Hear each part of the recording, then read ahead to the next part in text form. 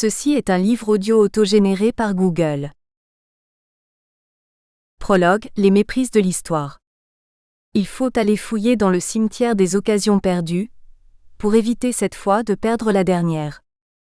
Jacques Chevalier. Jacques Chevalier est élu maire d'Alger en 1953. Il démissionnera en 1958, poussé vers la sortie par le général Salan. Jacques Soustelle, nommé gouverneur général de l'Algérie par Pierre Mendès France, le restera une année, de février 1955 à février 1956, le temps de s'y faire aimer et de repartir vers Paris, escorté par des dizaines de milliers de personnes. Robert Lacoste, au même moment, rêvait d'un grand ministère de l'économie après la victoire de Guy Mollet et du Front républicain. Il va pourtant devenir ministre résident en Algérie après la journée du 6 février 1956, immortalisée en Journée des tomates, et la prière de son ami Mollet. Trois figures majeures, trois figures françaises d'une tragédie commencée le 1er novembre 1954 et qui s'achèvera, début juillet 1962, dans le rire des vainqueurs, le sang des victimes, le silence des disparus et les larmes de ceux qui, pendant des jours ou des semaines, allaient attendre le bateau qui les arracherait à leur terre. Ceux-là avaient compris que la menace de la valise ou du cercueil, peinte sur les murs d'Alger ou d'Oran, devenait réalité en dépit des belles promesses inscrites dans le texte resté lettre morte des accords d'Évian. Ces accords, ils n'ont jamais eu la possibilité d'en discuter, écartés d'emblée de la table des négociations et perdant ainsi tout droit de regard sur leur avenir. Et ce ne sont pas les négociations de la dernière chance, menées par une OAS à bout de souffle avec une aile du FLN déjà démonétisée, avant même qu'elle le sache, qui pouvaient changer quoi que ce soit. La page était désormais tournée, et il n'y aurait pas d'avenir pour eux sur cette terre tant aimée.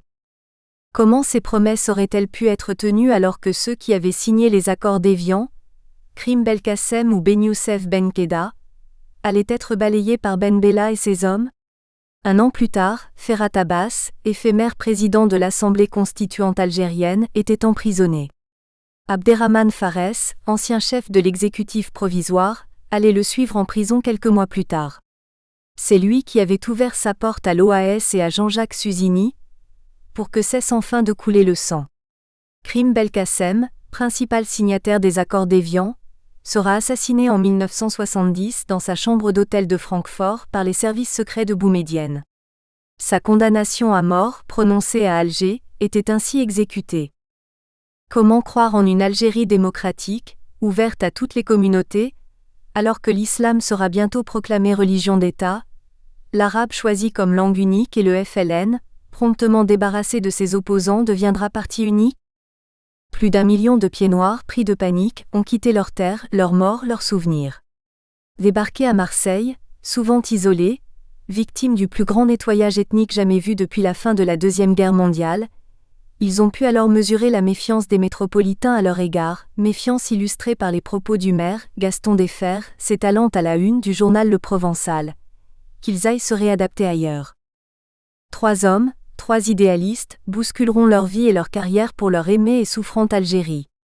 Soustelle, l'intellectuel et le spécialiste incontournable des civilisations précolombiennes, présent à Londres, aux côtés du général de Gaulle, dès la fin de l'année 1940, responsable des services secrets durant la guerre, ministre du général, dirigeant du RPF et artisan infatigable du retour de son héros aux affaires, ce sera fait après le 13 mai 1958. Lacoste, le syndicaliste, le socialiste farouchement patriote, résistant de la première heure, appelé par Jean Moulin pour réfléchir au programme du CNR, ministre du général de Gaulle dès 1944. Revenu à Paris en 1958, il gardera un silence douloureux sur l'affaire algérienne, tout en regrettant qu'à cette occasion on ait banni de la tradition démocratique le patriotisme républicain. Un bannissement qui n'a pas encore cessé. Quant à Chevalier, l'enfant du pays ou presque, il commence ses classes politiques algériennes sous le drapeau et la protection des Croix de Feu puis du Parti social français du colonel Delarocque. La guerre venue, il sera remarqué par le général Weygand, gouverneur général de l'Algérie sous Pétain, qui lui mettra le pied à l'étrier en l'imposant maire d'El-Biar avant d'être rappelé à Vichy. Après le débarquement américain en Afrique du Nord, Jacques Chevalier participe à la campagne d'Italie et termine cette guerre en accomplissant, à la demande de Jacques Soustelle, patron des services secrets gaullistes, une mission aux États-Unis, le pays de sa mère née en Louisiane. La paix revenue, préférant la politique à l'entreprise familiale, ce jeune trentenaire se rapprochera du parti radical, tout puissant en Algérie, pour faire une nouvelle entrée en politique, tenant ainsi à distance ses anciens parrains. Les itinéraires empruntés par Jacques Chevalier, Jacques Soustelle et Robert Lacoste vont se croiser à plusieurs reprises. 3 itinéraires différents pourtant, mais qui conduisent à un même échec. L'un prenant les routes de l'exil poursuivi par les polices du général de Gaulle, l'autre se murant dans son silence périgourdin. « Quand on est battu, on se tait » a-t-il répondu un jour à Roland Dumas qui le pressait d'écrire ses mémoires, et le troisième, enfin, qui opta pour la nationalité algérienne, davantage par défi que par conviction, pour ne pas avouer l'échec annoncé, ou peut-être par bravade à l'égard de ceux qui l'ont couvert d'injures.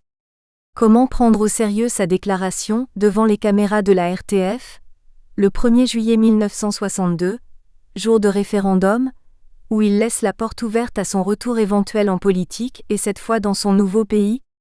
Il y sera enterré 9 ans plus tard, en 1971, vaincu prématurément par le cancer, mais sans y être jamais politiquement revenu. Cet espoir était vain. Aucune autre personne d'origine européenne n'a jamais occupé une quelconque fonction politique dans une Algérie devenue indépendante, justifiant ainsi a posteriori leur attitude politique passée.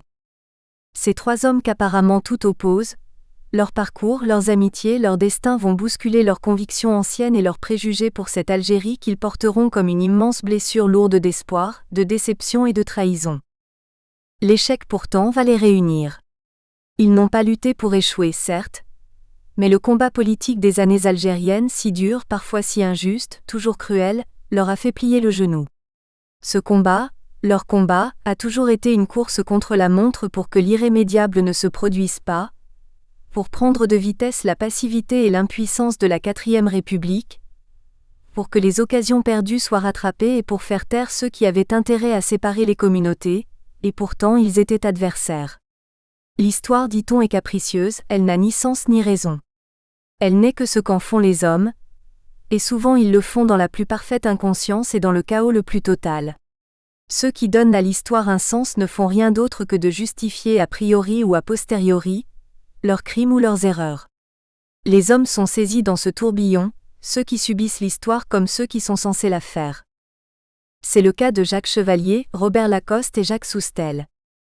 Ce volume est le 3e volet d'une trilogie algérienne commencée avec Jacques Soustelle, poursuivie par Robert Lacoste. Vient maintenant le temps de raconter Jacques Chevalier, certainement le plus oublié des 3, et ce n'est pas peu dire. Détesté des pieds noirs car il demeure à jamais, le maire à la Chéchia, la figure emblématique des libéraux qui ont abandonné l'Algérie au FLN et précipité la catastrophe qui les a engloutis. Portant haut et fort ces accusations, ces mêmes pieds noirs font ainsi l'impasse sur leurs propres responsabilités, leur aveuglement et leur refus du moindre mouvement. Ils ont aussi sous-estimé la force d'institutions pressées de se débarrasser du fardeau. Contrairement à Jacques Soustelle et à Robert Lacoste, Jacques Chevalier approuva les accords d'Évian et l'indépendance algérienne. Chrétien militant, il a toujours été attentif à la misère algérienne rassemblée dans les bidonvilles d'Alger. Que ce soit comme jeune élu à El Biar sous les couleurs des Croix de Feu, ou lorsque Végan le nomme maire d'El Biar au temps du pétainisme. Élu maire d'Alger en 1953, cette question l'obsède encore et il tentera d'y porter remède, cette fois à grande échelle. A-t-il eu les mêmes attentions pour les Européens pauvres? Et ils étaient nombreux? Certains lui ont reproché une certaine absence de compassion à leur égard. Peut-être, mais rien n'est moins sûr. Une chose est certaine cependant, c'est la transformation insensible de l'esprit de charité qu'il habite en une sorte d'esprit de repentance. Mais Jacques Chevalier n'est pas uniquement cet homme qui sur le tard se découvre coupable, forcément coupable. C'est aussi un politicien ambitieux qui n'hésite pas à adopter des fidélités successives pour parvenir à ses fins. C'est aussi un Candide. Il faut souvent aller chercher au-delà des apparences pour comprendre un homme, celles-ci peuvent parfois être trompeuses. Des erreurs d'appréciation sont alors commises, des réputations se forgent qui peuvent être injustes et l'histoire se trompe. S'est-elle trompée? Qui êtes-vous, monsieur Chevalier ? 1. Des croix de feu à la Croix de Lorraine. En politique, tout commence par un refus. Maurice Barré. L'engagement derrière le colonel de la Roque. À l'abri des murs de Wall Street, à New York, presque discrètement, la bulle financière n'en finit pas de grossir et soudain, le 24 octobre 1929, la voilà qui explose. Le krach boursier n'a épargné personne. En quelques jours, d'un jeudi noir à un lundi noir, des milliers de gens sont plongés dans la misère. Le film de John Ford, Les raisins de la colère, illustre parfaitement cette période de grande dépression et la recherche pathétique d'un ailleurs meilleur. Mais l'Amérique est généreuse, et le reste du monde va être emporté par le souffle né à Wall Street. En Europe notamment, où son effet va se faire sentir pendant des années, et tout particulièrement chez les vaincus de la Première Guerre mondiale, au premier rang desquels il y a l'Allemagne. De l'autre côté du Rhin, la crise aggrave les effets du traité de Versailles déjà particulièrement injuste. Elle fait disparaître le mark et plonge la classe moyenne dans le chômage. La République de Weimar n'y survivra pas, la démocratie non plus. Si aujourd'hui encore, on n'est pas sûr des raisons exactes de ce krach qui provoqua la plus grande dépression économique du XXe siècle, on en connaît les conséquences. La montée inexorable des totalitarismes, que ce soit le nazisme, le stalinisme et leurs satellites. Dès lors, la guerre devient inévitable. À la fin des années 30, il est bien minuit dans le siècle comme le suggérait en son temps le militant et écrivain Victor Serge. En 1930, Alger fête le centenaire de l'Algérie française. Le 3 mai, le président de la République Gaston Doumergue s'embarque à Toulon pour, selon les termes de son discours, aller, au nom de toute la France, saluer l'Algérie et s'associer aux fêtes organisées pour célébrer l'œuvre admirable de colonisation et de civilisation réalisée entre ces deux dates, 1830 à 1930. Une fois les lampions de la fête éteints, la réalité s'impose en Algérie comme partout ailleurs. Les prix du vin et des céréales s'effondrent, deux productions essentielles pour l'économie algérienne. Ce plongeon des prix provoque le départ vers la ville de nombreux fermiers européens, les plus modestes. Les fellahs sans terre suivront et iront s'agglutiner autour des grandes agglomérations. La colère s'étend des campagnes vers les villes et très vite, on constate qu'une seule force politique semble tirer avantage de cette situation, le mouvement des Croix de Feu du colonel de la Roque. Quand en 1936, le mouvement des Croix de Feu sera dissous, se transformant alors en PSF, Parti social français, il deviendra vite le seul parti de droite et de masse ayant jamais existé sous la Troisième République, comme sous la Quatrième ou la Cinquième. Il est même communément admis que le chiffre du million d'adhérents aurait été franchi à la veille de la Seconde Guerre mondiale. Imaginons un instant que les élections législatives aient eu lieu au moment prévu. Que serait-il advenu du PSF ? Sans doute aurait-il gagné ce scrutin, et aurait été en position de gouverner. En juin 1935, le PSF n'existe pas encore, mais un immense rassemblement accueille au sud d'Alger, dans la plaine d'Ouetzmar, le chef des Croix de Feu, le colonel de la Roque. Devant des dizaines de milliers de personnes, les volontaires nationaux défilent dans un ordre impeccable, survolés par 28 avions groupés en une escadrille serrée. L'émotion est grande, à gauche surtout où on hurle au fascisme. Les historiens contemporains font aujourd'hui justice de cette accusation et admettent volontiers que le PSF n'a jamais été ni un modèle ni un double d'un quelconque parti fasciste à la française. André Malraux, au nom du comité des intellectuels antifascistes, ne partage pas encore ce point de vue et il aime à désigner, sans autre forme de procès, le camp du mal dans lequel il range de la Roque. Il fait donc le déplacement à Alger pour répondre, lors d'une conférence tenue dans un cinéma de Bellecour, à la provocation du colonel. Se souviendra-t-il de ce déplacement quand, une dizaine d'années plus tard, le général de Gaulle empruntera beaucoup au programme du PSF au moment de créer le RPF, Rassemblement du peuple français ?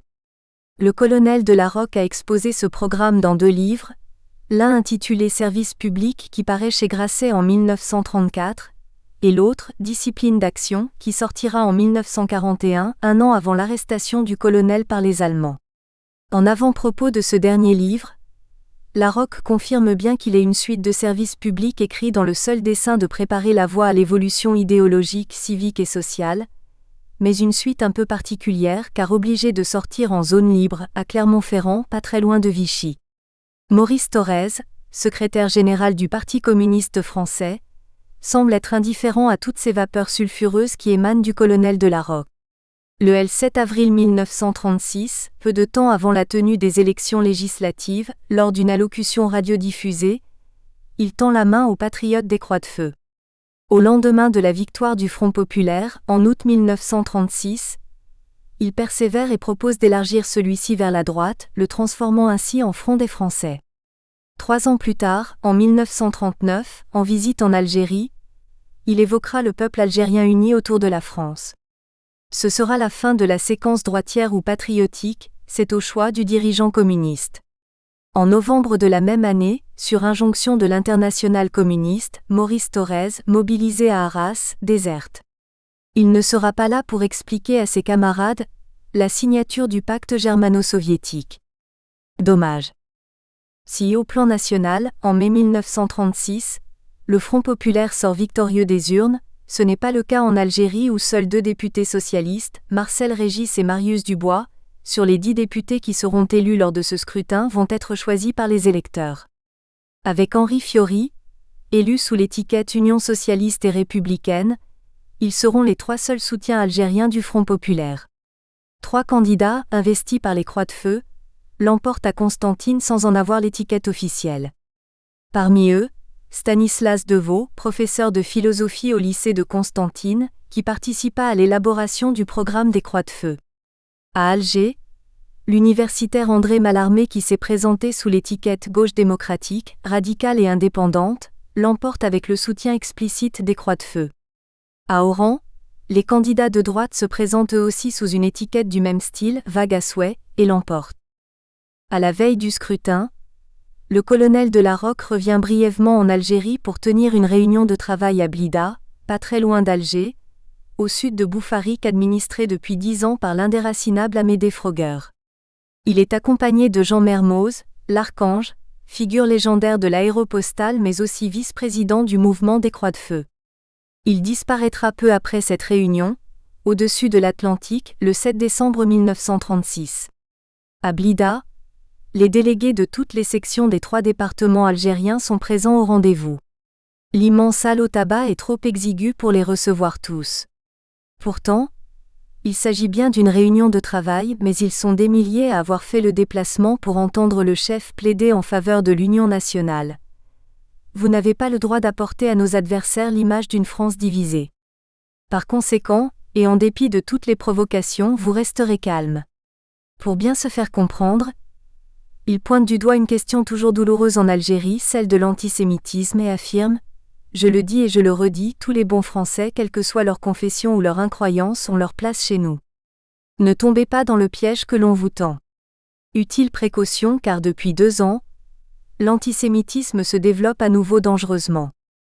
Jacques Chevalier a-t-il fait le déplacement à Blida pour participer à cette réunion de travail?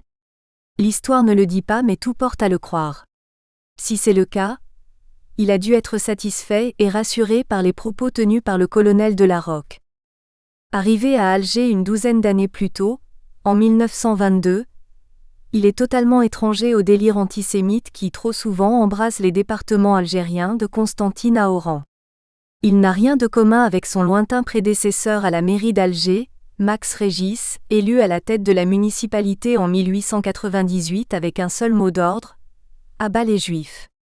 La même année, 4 sièges parlementaires sur 6 allaient revenir en Algérie aux candidats anti-juifs. Édouard Drummond et Marchal sont élus à Alger, Firmin Faure à Oran et Émile Morino à Constantine où il occupe déjà depuis 2 ans le siège de maire de la ville. La passion est alors si violente que le gouverneur général d'Algérie, Louis Lépine, télégraphie en janvier 1898 au président du Conseil. Malgré les pertes considérables subies à Alger du fait des troubles, la seule chose que la majorité de la population regrette, c'est que les Juifs et les représentants de l'autorité n'aient pas souffert davantage. Déjà, en juillet 1894, des pillages de magasins juifs avaient dégénéré en émeutes à Alger. Des ligues anti-juifs se formèrent à Constantine et Oran en 1896, rassemblant dans une ligue socialiste anti-juive, les électeurs d'une gauche autoproclamée. C'est le pharmacien Gobert, radical anti-juif, qui l'emporte aux élections municipales à Oran en 1897. Le parti antisémite restera majoritaire dans cette ville jusqu'en 1905. Les résultats de cette forte pression antisémite ne se font pas attendre. Des policiers juifs sont révoqués, des malades juifs sont expulsés des hôpitaux, des pillages du quartier juif d'Oran sont menés par des musulmans et des Européens. Un mot d'ordre unit ces deux groupes, l'abrogation du décret Crémieux qui en 1870 a assimilé les indigènes juifs à la nation française. Loin de toutes ces passions, comme le souligne à juste titre José-Alain Fralon, Jacques Chevalier est avant tout un héritier heureux, celui de deux familles qui ont fait de l'Algérie et de la Louisiane leur terre d'aventure. L'Algérie, c'est la terre du grand-père paternel, Charles, qui fera l'acquisition d'une tonnellerie à Bellecour, un quartier populaire d'Alger où a vécu Albert Camus. On dit même que l'oncle de l'écrivain, sourd-muet, y aurait travaillé. L'Amérique, c'est sa mère, Corinne Huchet de Kernion de la Bédoyère, dont l'aïeul, ingénieur du roi et issu de la petite noblesse bretonne, a débarqué dans le Nouveau Monde en 1720 pour ne plus revenir en arrière. Durant la guerre de Sécession, le père de Corinne servira sous le drapeau de l'armée confédérée. Famille paternelle, comme famille maternelle, sont arrangées au nombre des découvreurs et des aventuriers. Il n'est pas étonnant que, revenu de toutes ses illusions, Jacques Chevalier ait fait sienne cette terre nouvelle qu'il a contribué, lui et les siens, à développer. Une telle aventure ne pouvait pas se renier, en faisant marche arrière et en se retirant. Chevalier n'est pas Blachette, Borgeaud ou Schiaffino, ces seigneurs de l'Algérie qui, le moment venu, vont facilement faire le choix entre empire colonial et capitalisme français. Ils sont libéraux, politiquement parlant, par prudence, vaguement pour l'association, résolument pour leurs affaires. C'est l'histoire d'un divorce raconté par Jacques Marseille. Jacques Chevalier, lui, ira au bout de son aventure familiale, comme il ira au bout de son aventure politique, commencée en 1934. Cette année-là n'est pas une année comme les autres. C'est le 6 février 1934 que, sur la place de la Concorde, les ligues d'extrême droite, comme les associations d'anciens combattants, se réunissent pour exiger que l'on chasse les politiciens pourris révélés par l'affaire Stavisky. C'est aussi ce soir-là que doit être investi Édouard Daladier au poste de président du Conseil. Face à l'Assemblée nationale, 30 000 manifestants se préparent à l'assaut. En tête, les camelots du roi, ceux d'Action française, promettent de mettre à mort la gueuse. Ils sont accompagnés par les staliniens qui suivent alors un cours politique ultra-gauche que les spécialistes désigneront sous le vocable de troisième période. Leur grande détestation, c'est ce qu'ils nomment la démocratie bourgeoise. Ils lui préfèrent la dictature du prolétariat. Ils mobilisent donc pour ce rendez-vous, l'ARAC, Association républicaine des anciens combattants. Massés sur le boulevard Saint-Germain, les 8000 militants des Croix de Feu du colonel de la Roque ne suivront pas l'émeute. Grâce à eux et au colonel, l'Assemblée ne sera pas investie. On relèvera, par ailleurs, 16 morts sur le pavé de la Concorde. Inutile de dire que les ligues d'extrême droite vouèrent dès cet instant une haine tenace à l'encontre du colonel. Ils lancèrent d'ailleurs contre lui une violente campagne, l'accusant d'avoir touché des fonds secrets de l'État, campagne animée essentiellement par le journal L'Action française et son emblématique directeur Charles Maurras. Une haine curieusement partagée par ceux qui seront demain les vainqueurs du Front populaire. 2 ans plus tard, en septembre 1936, alors que la victoire n'est acquise que depuis 3 mois et que le gouvernement de Léon Blum vient de subir une grève générale censée le soutenir, celui-ci se précipite pour procéder à la dissolution d'un certain nombre de ligues, dont les Croix de Feu rejetées dans l'enfer du fascisme. Si la plupart des ligues ainsi dissoutes tentent de se transformer en parti, seul le PSF, héritier des Croix de Feu, va y réussir. Il deviendra parti de masse et candidat légitime au pouvoir. Pour Jean-Michel Jeanneney, historien et homme classé habituellement à gauche, la dissolution de l'organisation du colonel de la Roque est une terrible injustice. La gauche ayant à l'époque désigné l'homme des Croix de Feu comme un adversaire majeur, elle l'avait, dans la chaleur des affrontements, caricaturé jusqu'à en faire le leader d'un fascisme français. Au premier degré, l'étiquette était erronée, donc injurieuse, pour qualifier un homme que, parmi les droites, distinguait sa fidélité au christianisme social, qui ne songea jamais à franchir le Rubicon et qui, sous Vichy, fut finalement déporté par les Allemands. Pourquoi Jacques Chevalier adhère-t-il au mouvement du colonel de La Rocque? Le patriotisme et l'anticommunisme du colonel ont sans doute été déterminants pour ce jeune homme de droite, intégré de la bourgeoisie algéroise et pour qui, vu d'Alger, l'Empire français n'est pas un vain mot. Il admire, comme beaucoup de gens de droite ou de gauche, l'œuvre civilisatrice de la France. Mais Jacques Chevalier est aussi un homme de foi, et la religion catholique occupe dans sa vie une grande place. Il est séduit avant tout par tout ce qui constitue le catholicisme social. La Rocque est un des doctrinaires du moment. Il séduit le jeune homme de 23 ans, qu'ennuient ses études de droit et la fréquentation de l'entreprise paternelle, en faisant paraître, au début de l'année 1934, le livre Service public. Jacques Chevalier se précipite en librairie pour l'acquérir, et découvre non seulement une grande proximité de pensée, mais aussi un programme d'action.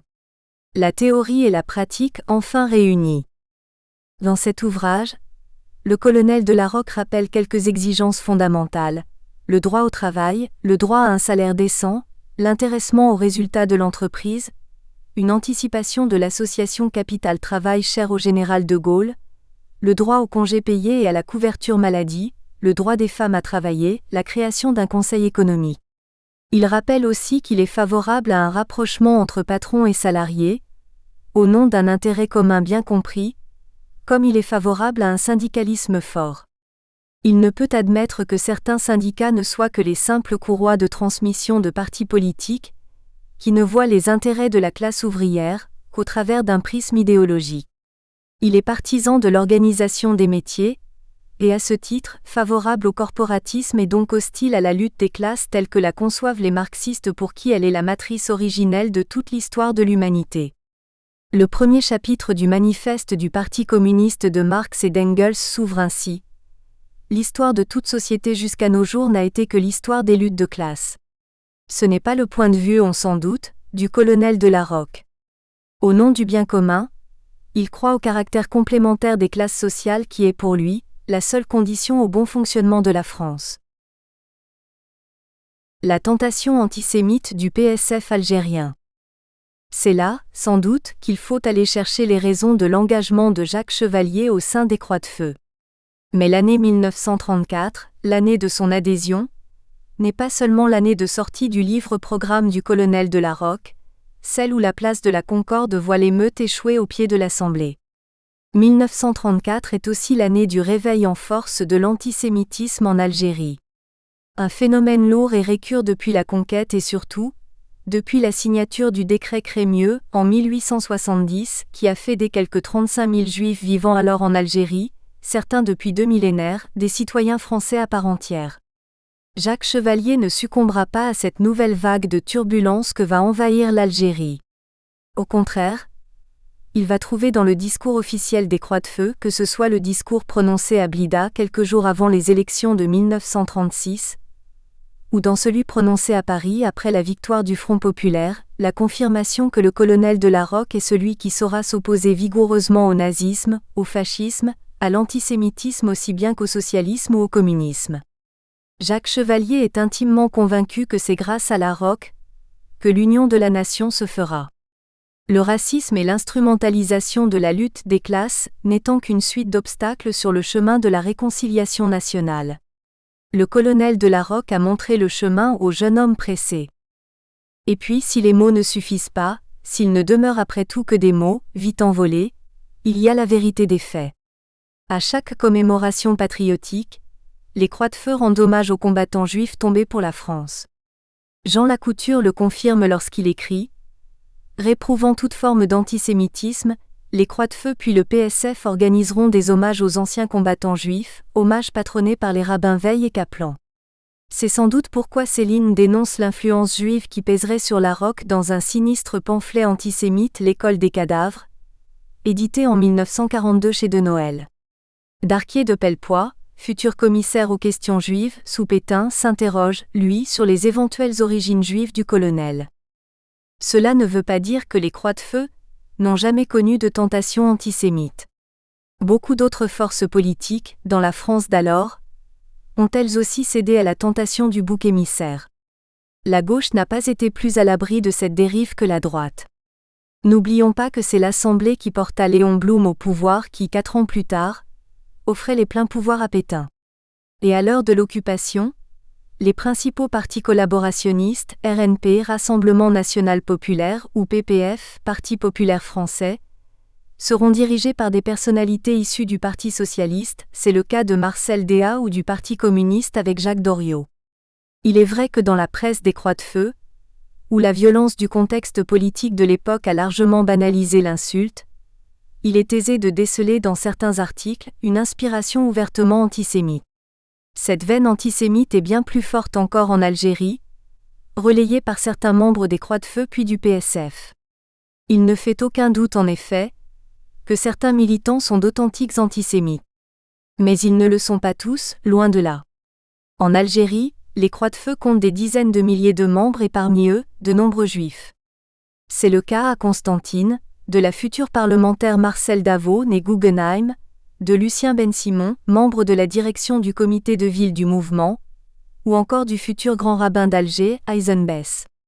Mais la crise ouverte en 1934, dans cette même ville de Constantine, va tendre les relations.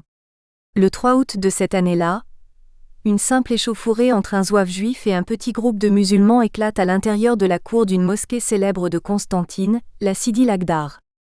La rixe dégénère, des passants juifs sont agressés, des vitrines de magasins saccagées. Le lendemain, des bandes armées investissent le quartier du marché. Des coups de feu sont tirés, des émeutiers qui ont investi des maisons juives égorgent leurs occupants alors que les soldats et officiers présents sur les lieux restent inactifs, suivant les consignes de non-intervention édictées par leurs supérieurs. On dénombrera 28 morts dont de nombreuses femmes et enfants. Le rabbin Eisen Bess s'éloigne alors des amis du colonel de la Roque, accusant celui-ci de pratiquer un double langage. La vieille revendication exigeant l'abrogation des décrets crémieux ressurgit avec force, chez certains Européens comme chez certains Arabes, relayée par quelques organes de presse comme le Petit Oranais, furieusement antisémite et favorable à l'action du PPF qui vient de prendre pied en Algérie avec un certain succès. Jacques Chevalier, contrarié par cette porosité, aurait manifesté son mécontentement sans... Nous espérons que vous avez apprécié cet aperçu. Pour continuer à écouter ce livre audio sur Google Play Livres, utilisez le lien dans la description de la vidéo.